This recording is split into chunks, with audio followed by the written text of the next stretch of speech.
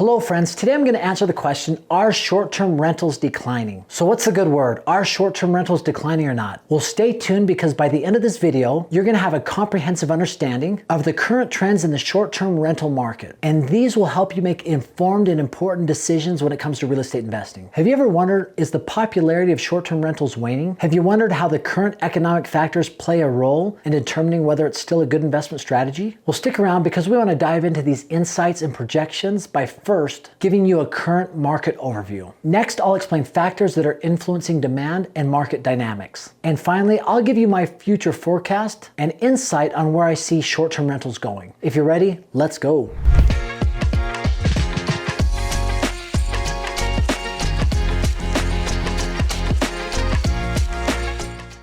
If you would have talked to real estate investors maybe say 10, 12 years ago, how many of them would have been excited or high on short-term rental properties as a form of a real estate investment strategy? Probably not very many. But if you fast forward even 3, 4 years from that, people would have started to get really excited about that because think about it. You're able to manage one door, one unit, and you're able to see really good monthly income come in from that one door versus multiple units or even long-term rentals. And fast forward a few years past that and it was starting to explode. Interest rates were so low, you could get into some of these short-term rentals as a second loan with only 10%, and you could get an interest rate that sometimes were below 3%, definitely below 4%. And all of a sudden, you had mortgage payments that were so low, but the money coming in from the short-term rental was producing significant profit for people who had jumped in on this strategy. And I was extremely fortunate initially. I started to get really excited about short-term rentals about 3.5, 4 years ago. And as I started looking into the strategy, I started to see pockets and doing the research that I do that I've explained in other videos, and I started putting offers on properties. And I started to bring in partners where we could only put down 10%, and we acquired quite a few short-term rental properties over the course of 12 to 14 months, where currently we now own 6 short-term rental properties. And all of them have interest rates below 4%. And so I was really fortunate to get in when I did, because a lot of these properties right now with interest rates as high as they are, some of those mortgage payments would be double of what I'm currently paying. And that's where we are in the market right now. One of the biggest challenges that I just talked about is interest rates. You have interest rates that are over 7.5% currently. Now there are some strategies out there with DSCR loans where you maybe only have to put down 15 or 20%, but most investment properties you're going to need to put down 20 to 30% unless it is a second home. And if you start factoring that out at a 7.5% interest rate, you're looking at a significantly much higher mortgage payment than you did even 2 years ago. And with higher interest rates, it is getting harder and harder to make the numbers pencil as far as income being higher than that of the expenses. And as that was playing out 3 to 4 years ago, there was many people that were gobbling up these properties, either current short-term rentals or converting homes to short-term rentals. And without much regulation from the municipalities or areas, the ability to convert these homes into short-term rentals was pretty high. And you still had municipalities who were trying to figure everything out as how do they manage and juggle the neighborhoods and local residents versus some of these short-term options that allowed for tourism and people an alternative to a hotel. But as things have progressed to now, a lot of these regulations come in place, but you still have saturation in certain areas that have made renting out these short-term rentals that much more difficult because the competition is so high. And unless you are distinguishing yourself and being unique or doing unique things to your property, then it's going to be a challenge to get the numbers you were once used to. So the current market definitely looks different than it did 4 years ago.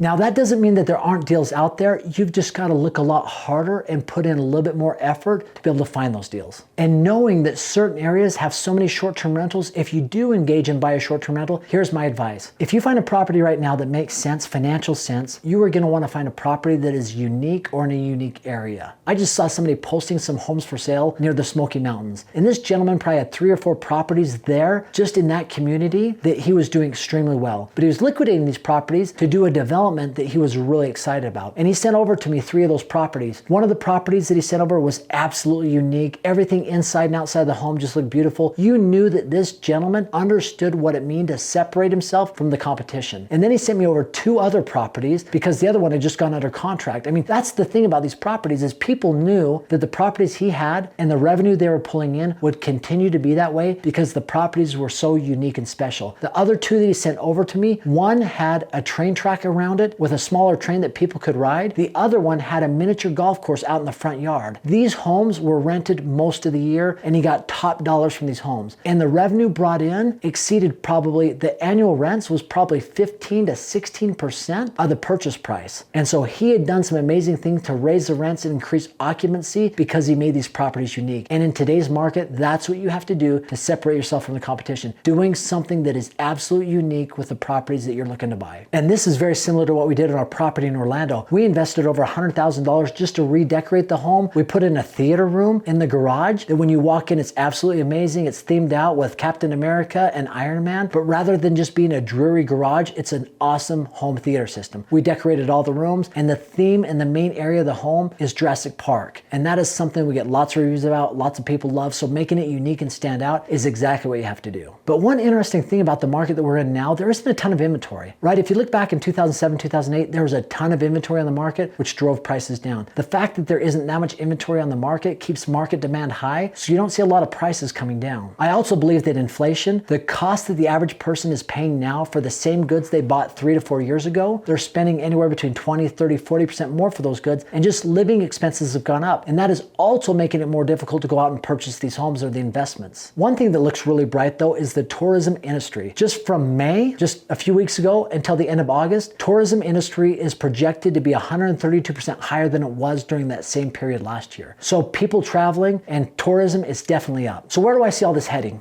So I'm still very pro short-term rentals. And I think what the market has done is weeded out some of those people that were jumping aboard the runaway train on the short-term rental express for riches. And I don't mean that in a negative way. I just mean that there were people 2 or 3 years ago that saw interest rates as low as they are, and they hopped on, they bought properties and thinking if they just threw it up on Airbnb or Vrbo that they'd get money. And a lot of them were initially, but now it's weeded out a lot of those people that aren't actively putting the energy and time into the properties to make them unique and different and to stand out.